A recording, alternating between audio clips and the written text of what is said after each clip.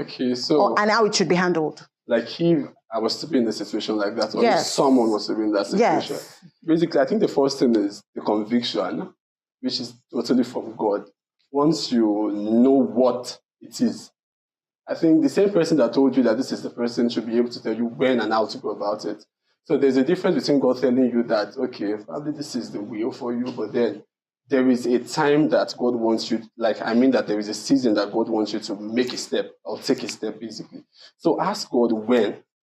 Because there are times that you probably, for people like us that pray for the will of God at early stage, there are times that God does not actually want you to approach at that moment.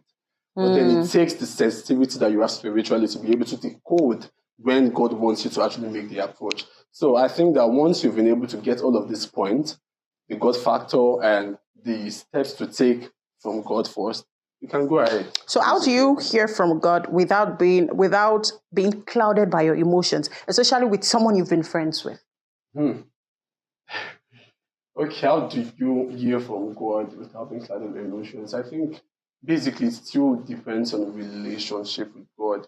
There is no way that you will speak and I will not know if I'm definitely too close. If you're someone I talk to every day, someone I relate with every time, when you speak, I can differentiate it from when someone else speaks. So I think it comes from the place of relationship with God.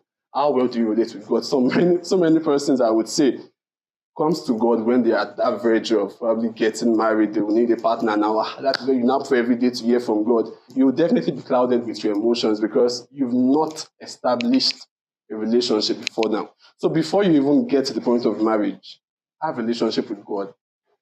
Encounter God first for yourself. Know God for yourself before you can be able to know what He wants for you in marriage, basically. So I think that's where your relationship with God, cordial one. That's so profound. Thank you. Okay, so before we proceed, I want you to perform this quick task. So you're a Christian brother.